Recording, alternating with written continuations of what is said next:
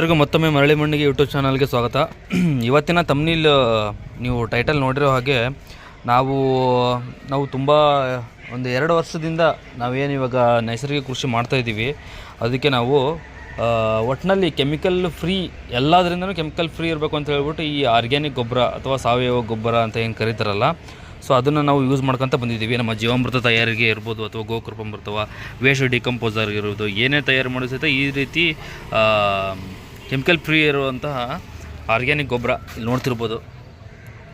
ಈ ಥರ natural product, ಇದು ಕಂಪ್ಲೀಟ್ಲಿ 100% ಕೆಮಿಕಲ್ ಫ್ರೀ ಇರೋವಂಥದ್ದನ್ನ ನಾವು ಯೂಸ್ ಮಾಡ್ಕೊತ ಬಂದಿದ್ದೀವಿ.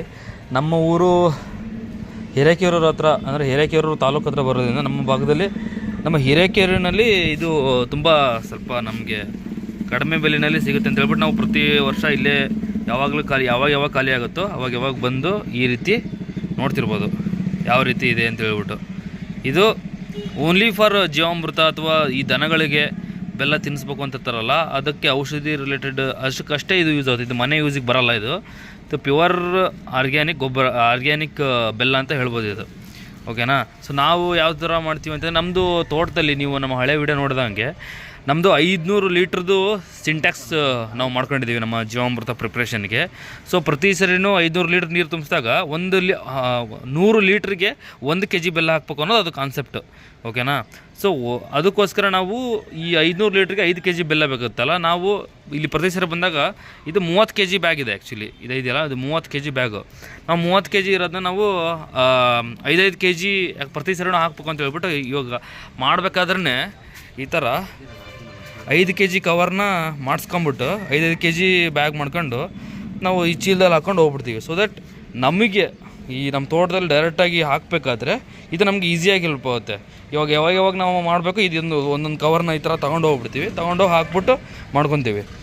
ಸೊ ಇದು ಒಂದು ತಿಳಿಸ್ಬೇಕಾಗಿತ್ತು ನಿಮಗೆ. ನಿಮ್ಮ ಭಾಗದಲ್ಲಿ, ನಮ್ಮದು ಹಾವೇರಿ ಡಿಸ್ಟಿಕ್ಕು ಹಿರೇಕೆರೂರು ತಾಲೂಕಲ್ಲಿ ಬರೋದು. ನಮ್ಮ ಹಿರೇಕೆರೂರು ಸುತ್ತಮುತ್ತ ಯಾರೇ ರೈತರು ಇರ್ಬೋದು, ನೀವು ಇಲ್ಲಿ ಬಂದ್ಬಿಟ್ಟು ನೀವು ಯಾರ್ಯಾರು ಸಾವಯವ ಕೃಷಿ ಮಾಡ್ತಾಯಿದ್ದೀವೋ ಅಥವಾ ನೈಸರ್ಗಿಕ ಕೃಷಿ ಮಾಡ್ತಾಯಿದ್ದೀರಾ, ಜೀವಾಮೃತ ತಯಾರಿಸ್ತಾ ಇದ್ದೀರಾ, ಸೊ ದಯವಿಟ್ಟು ಈ ಕೆಮಿಕಲ್ ಇರುವಂತಹ ಬಿಳಿ ಬೆಲ್ಲ ಅದನ್ನು ಯೂಸ್ ಮಾಡಿಬಿಡ್ರಿ. ಅದ್ರ ಬದಲು ಈ ರೀತಿಯಂಥ ಸಾವಯವ ಬೆಲ್ಲನೇ ಯೂಸ್ ಮಾಡಿರಿ.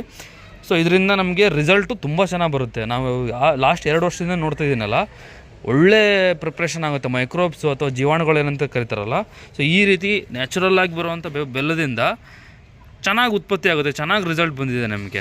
ಸೊ ನೀವು ಕೂಡ ಅದನ್ನೇ ಫಾಲೋ ಮಾಡಿರಿ ಅಂತ ಹೇಳ್ತಾರೆ. ಯಾಕಂದರೆ ಬಿಳಿ ಬೆಲ್ಲದಲ್ಲಿ ಸಕ್ಕರೆ ಅಂಶ ತುಂಬ ಇರುತ್ತೆ, ಹಾಗೂ ಅದರಲ್ಲಿ ಸ್ವಲ್ಪ ಕೆಮಿಕಲ್ ಸ್ವಲ್ಪ ಮಿಕ್ಸ್ ಮಾಡಿರೋದ್ರಿಂದ ಅದರಲ್ಲಿ ನಾವು ನಮಗೆ ಬೇಕಾಗಿರೋಂಥ ರಿಸಲ್ಟ್ನ ಎಕ್ಸ್ಪೆಕ್ಟ್ ಮಾಡೋಕ್ಕಾಗಲ್ಲ. ಸೊ ಈ ರೀತಿಯಾದಂಥ ಸಾವಯವ ಬೆಲ್ಲನೇ ಎಲ್ಲರೂ ಯೂಸ್ ಮಾಡ್ಕೊಂಬಿಟ್ಟು ಒಳ್ಳೆ ರಿಸಲ್ಟ್ ತೊಗೊಳ್ರಿ ಅಂತ ಹೇಳೋದು ನಿಮಗೆ. ಯಾರ್ಯಾರು ನಮ್ಮ ಹಿರೇಕೆರೂರು ಭಾಗದಲ್ಲಿ ಇದ್ದೀರಾ, ರಟ್ಟಿಹಳ್ಳಿ, ಹಿರೇಕೆರೂರು ಆ ಭಾಗದವರು ನೀವು ಇಲ್ಲಿ ಬಂದು ತೊಗೋಬೋದು. ಇದು ಅಡ್ರೆಸ್ ಬಂದ್ಬಿಟ್ಟು ಈ ತರಕಾರಿ ಮಾರ್ಕೆಟ್ ಏನು ಅಂತ ಕರೀತಾರಲ್ಲ, ಇದು ನೋಡ್ತಿರ್ಬೋದು. ಇದು ನಮ್ಮ ಹಿರೇಕೆರೂರು ತಾಲೂಕಿನ ತರಕಾರಿ ಮಾರ್ಕೆಟು, ಅದರ ಎದುರುಗಡೆ ಇವ್ರದ್ದು ಗೋಡೌನ್ ಇದೆ. ಸೊ ಅಲ್ಲಿ ಬಂದು ನೀವು ಕೇಳಿದರೆ ನಿಮಗೆ ಸಾವಯವ ಬೆಲ್ಲ ಸಿಗುತ್ತೆ. ಸೊ ಇವಾಗ ನಾನು ತೊಗೊತಿರೋದು ರೇಟ್ ಬಂದ್ಬಿಟ್ಟು 1 kgಗೆ ಇಲ್ಲಿ 48 ರೂಪಾಯಿ ಇದೆ ಇಲ್ಲಿ. ಬಟ್ ಅವರು ನೀವು ರೆಗ್ಯುಲರಾಗಿ ತಗೊತ ಹೋದರೆ 46 ರೂಪಾಯಿಗೆ ನಿಮ್ಗೆ ಹಾಕ್ಕೊಡ್ತಾರೆ.